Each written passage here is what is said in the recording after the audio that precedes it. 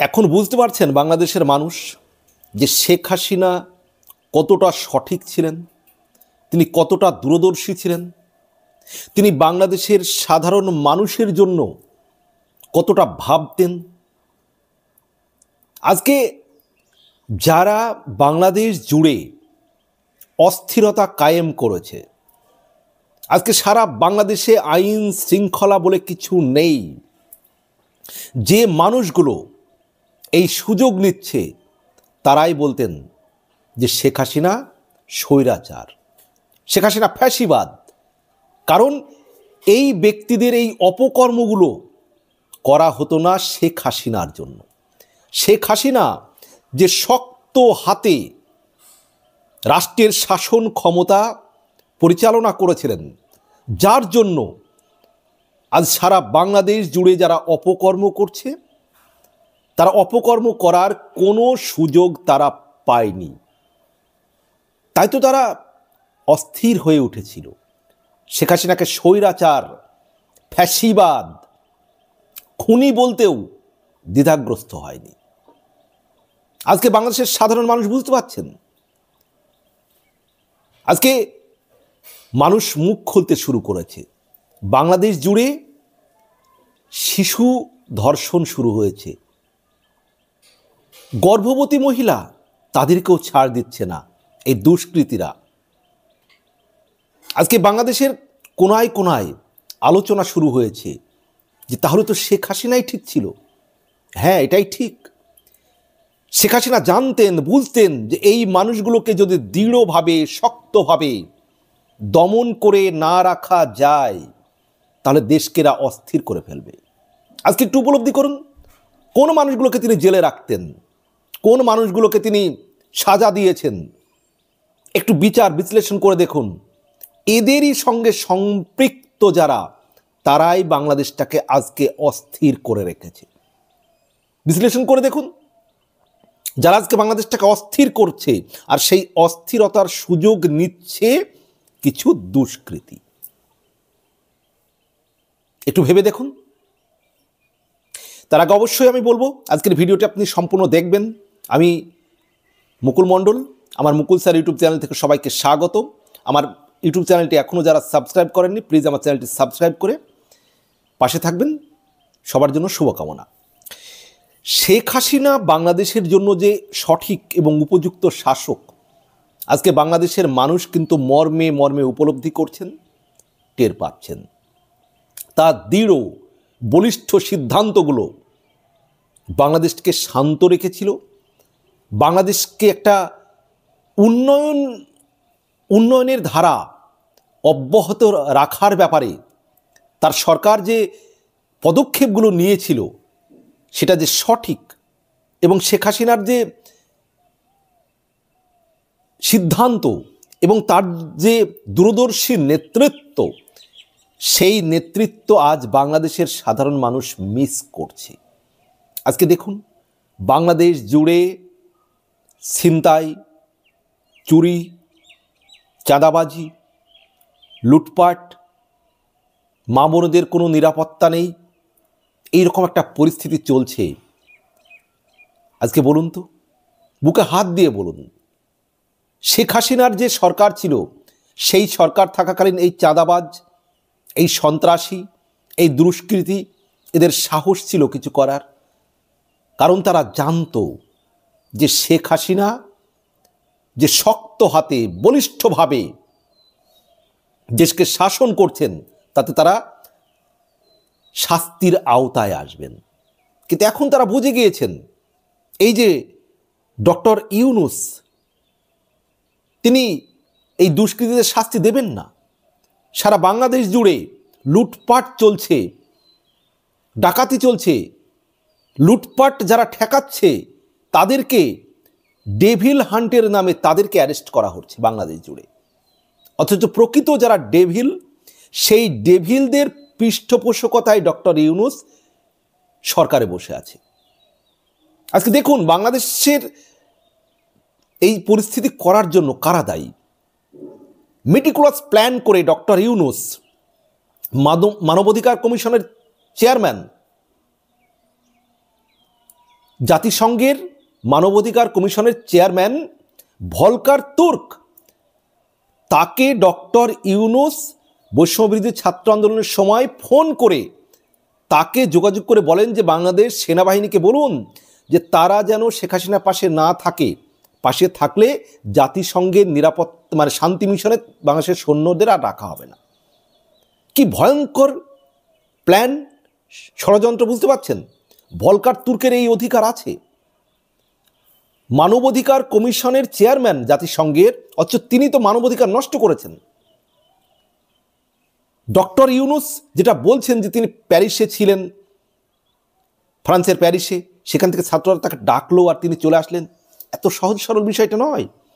এই মেটিকুলাস প্ল্যানটাই করেছেন ডক্টর ইউনূস, এবং বাংলাদেশের জঙ্গি সন্ত্রাসীদের তিনি যোগাযোগ করেছেন, তাদেরকে ছেড়ে দেবেন, তাদেরকে মুক্ত করে দেবেন, এই শর্তে তাদেরকে তিনি কাজে লাগিয়েছেন। বিভিন্নভাবে সন্ত্রাসীদের সঙ্গে তিনি একেবারে বিভিন্ন সোর্স মারফত যোগাযোগ করেছেন এই ডক্টর ইউনূস, তার মেটিকুলাস প্ল্যান। যার জন্য তো 5ই আগস্টের পর থেকে যারা সন্ত্রাসী, যারা অপকর্ম করছে, সেই অপকর্মকারীদের সব ছাড় দিয়েছে। দেখুন, যারা অপকর্ম করছে, যারা মব জাস্টিস করছে, তাদেরকে এই ডক্টর ইউনূসের সরকার কিন্তু ধরছে না, তাদের বিরুদ্ধে কোনো ব্যবস্থা নিচ্ছে না। ব্যবস্থা নিচ্ছে কাদের বিরুদ্ধে?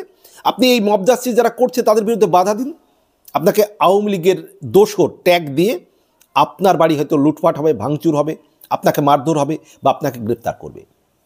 এক মেটিকুলাস প্ল্যান। কিন্তু এই মেটিকুলাস প্ল্যানে পা দিয়েছে বাংলাদেশের সেনা, মানে সৈন্য, এবং সেনাপ্রধানও বলবো এর জন্য দায়ী। কেন দায়ী? কারণ 5ই আগস্ট শেখ হাসিনার পতনের আগে 3 এবং 4 আগস্ট সেনাবাহিনীর যে ভূমিকা, সেটা কিন্তু একেবারেই সঠিক ছিল না। একজন সেনা প্রধান, সেনা, তাদের দায়িত্ব কি? জাতিসংঘ তাদের শান্তি মিশনে নেবে না বলে তাদের দেশকে অস্থির করতে, দেশকে ধ্বংসের পথে নিয়ে যাবে? এই বাংলাদেশের সেনার দেশপ্রেম? তাদের কাজ কি ছিল? যে সরকারের পাশে দাঁড়িয়ে আন্দোলনকে নিয়ন্ত্রণে রাখা। অথচ তারা জাতিসংঘের মানবাধিকার কমিশনের চেয়ারম্যান ভলকার তুর্ক বললেন যে আপনারা যদি দমনপীড়নে অংশগ্রহণ করেন, নিয়ন্ত্রণে অংশগ্রহণ করেন ছাত্র আন্দোলন, তাহলে আপনাদেরকে আর শান্তি মিশনে নেব না। আর সেনাবাহিনী শুনে গেল। আর যদি কোনো সৈন্য এটা করতেও যায়, সেনাপ্রধান ওয়াকারুজ্জামান, তিনি যদি তার দায়িত্ব পালন করতে পারতেন, তার ব্যক্তিত্ব থাকতো, সঠিক ব্যক্তিত্ব থাকতো, তিনি যদি একজন দক্ষ লিডার হতেন প্রকৃত, তাহলে তিনি জিনিসটাকে হ্যান্ডেল করতেন। তিনি সরকারের পাশে দাঁড়াতেন শক্ত হাতে। যে সেনারা এই ভূমিকা সঠিকভাবে পালন করছে না, তাদের বিরুদ্ধে তিনি ব্যবস্থা নিতেন, তাহলে 5ই আগস্টের ঘটনা ঘটত না। আবার এই 5ই আগস্টের ঘটনা না ঘটলে আপনারা তো বুঝতেন না যে শেখ হাসিনা যে দৃঢ়ভাবে শক্ত হাতে যাদের বিরুদ্ধে কঠিন কঠোর ব্যবস্থা নিচ্ছে, তারা আজকে ছাড় পেয়ে গিয়েছে পুরো বাংলাদেশ জুড়ে। আর তাদের ছাড় পাওয়ার ফল কি বুঝতে পারছেন?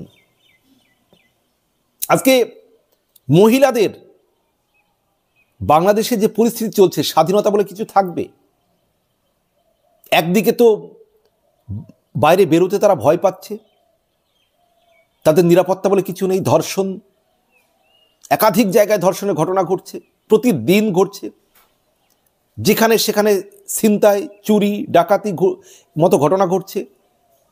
মানুষের ব্যবসা বাণিজ্য কাজকর্ম একবার লাটে উঠেছে, জিনিসপত্রের দাম আকাশ ছোঁয়া। আবার কিছু কিছু জায়গায় আবার প্রচার হচ্ছে মাইকিং করে যে মহিলাদের এই বাজারে আসা যাবে না, মহিলাদের এইভাবে পার্কে আসা যাবে না, বা আসতে গেলে এইভাবে আসতে হবে। আজকে বাংলাদেশটা কোন জায়গায় গিয়েছে? চলচ্চিত্র শিল্পীদের কোনো কাজ আছে? নাট্য জগতের যারা কর্মী তাদের কোনো কাজ আছে? সাংস্কৃতিক জগতের যারা কর্মী তাদের কোনো কাজ আছে বাংলাদেশে? বাংলাদেশ জুড়ে কি চলছে? চুরি, ডাকাতি, ছিনতাই। আর সারা বাংলাদেশ জুড়ে শুধুমাত্র ওয়াজ মাহফিল, আর কোনো কিছু নেই। যাত্রাপালা নেই, নাটক নেই, সিনেমার শুটিং নেই। কোন দেশের দিকে যাচ্ছে? তালিবানি দেশ? দেশটাকে মধ্যযুগে নিয়ে যেতে চাইছে ডক্টর ইউনূস, আসিফ নজরুলরা। আসিফ নজরুল এই মেটিকুলাস প্ল্যানের একজন অঙ্গ। ডক্টর ইউনূসের সঙ্গে মেটিকুলাস প্ল্যান অর্থাৎ সুচিন্তিত পরিকল্পনা করেছিলেন এই শেখ হাসিনার পতনের জন্য। মিথ্যা প্রোপাগান্ডা ছড়িয়েছেন আসিফ নজরুল। তিনি বাংলাদেশিদের ভুল বুঝিয়েছেন, খেপিয়েছেন, প্রভোগ করেছেন যে ভারতের ২৬ লক্ষ মানুষ বাংলাদেশে চাকরি করছে আর বাংলাদেশের ছেলেরা চাকরি পাচ্ছে না। অথচ আজ উনি আইন উপদেষ্টা, সেই ২৬ লক্ষ ভারতীয়র লিস্ট কেন তিনি দিতে পারছেন না?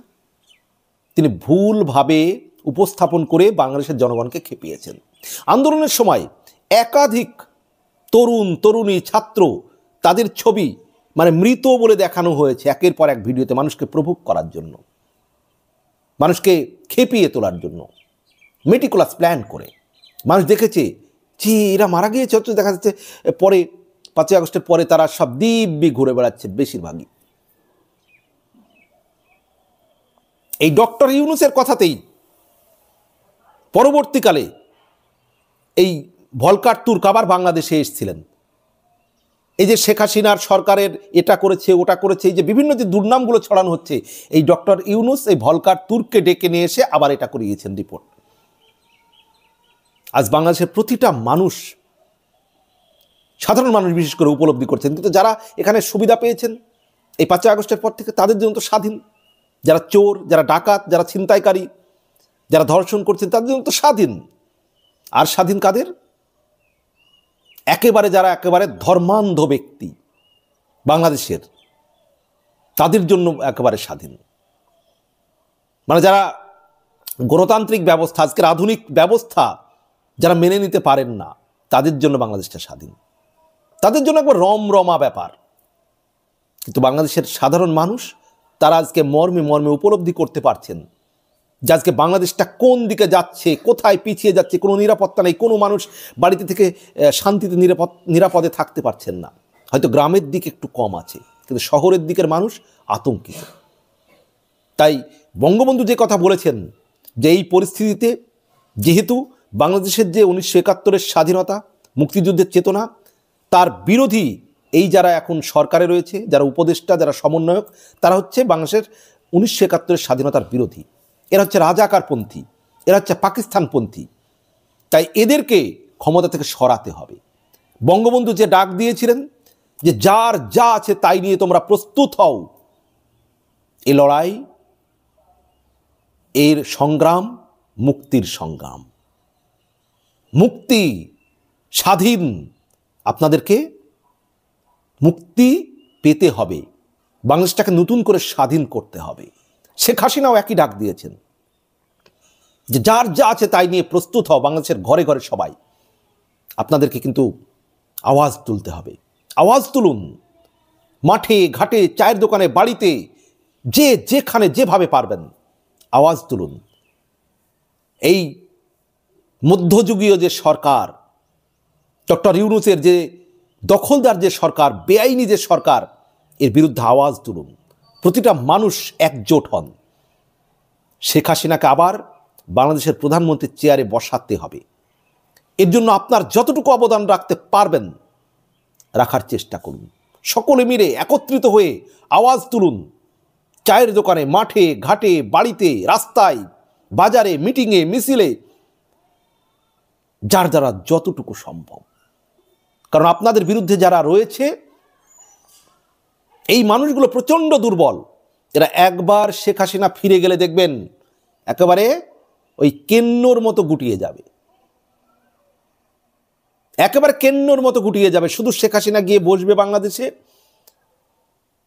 আর কয়েকজন জয় বাংলা বলে স্লোগান দেবেন, পুলিশ একটু হুইসিল দেবে, ব্যাস এরা দেখবেন কে কোথায় দৌড়াচ্ছে, প্যান্ট ট্যান্ট সব ভিজে গিয়েছে, কাপড় চোপড় সব ভিজিয়ে ফেলবে। এই সমন্বয়ক বলুন, এই উপদেষ্টারা বলুন, আর এই যারা বড় বড় আজকে কথা বলছে, এই ৭১-এর চেতনার কথা বললেই যারা আজকে খুব বাহাদুরি করছে, ৭১-এর চেতনা বললেই তাদেরকে ধরে ধর, কাউকে কাউকে তো জুতোর মালা পরিয়ে ঘোরানো হলো দেখলাম। যারা মুক্তিযোদ্ধা, এই মুক্তিযোদ্ধার বিরোধী তো এরা তো রাজাকারের সমর্থক। বাংলাদেশের মুক্তিযুদ্ধের সময় আপনাদের নিশ্চয় জানা আছে 30 লক্ষ বাংলাদেশের প্রাণ গিয়েছে, 2 লক্ষ মা বোনদের সম্মান গিয়েছে, তাদেরকে ধর্ষণ করা হয়েছে, ধর্ষিতা হয়েছেন তারা। এই রাজাকাররা তাদেরকে সহযোগিতা করেছিল, যারা রাজাকার। স্বাভাবিকভাবেই এই রাজাকাররা, এই যে আজকে সাধারণ মানুষ বা মুক্তিযুদ্ধের চেতনার মানুষ, তারা যদি ধর্ষণ হন, এদের কোনো যায় আসে না। যারা রাজাকার, যারা মুক্তিযুদ্ধের চেতনার বিরোধী, কিন্তু যারা সাধারণ মানুষ, আপনারা আজকে বাংলাদেশের পরিস্থিতি দেখলে ভাবলে অবাক লাগে। কিন্তু এই মুহূর্তে যা খবর, শেখ হাসিনা খুব তাড়াতাড়ি বাংলাদেশে ফিরছেন এবং সমস্ত কিছুর হিসেব উনি নেবেন। ভালো থাকবেন, সুস্থ থাকবেন, সবার জন্য শুভকামনা।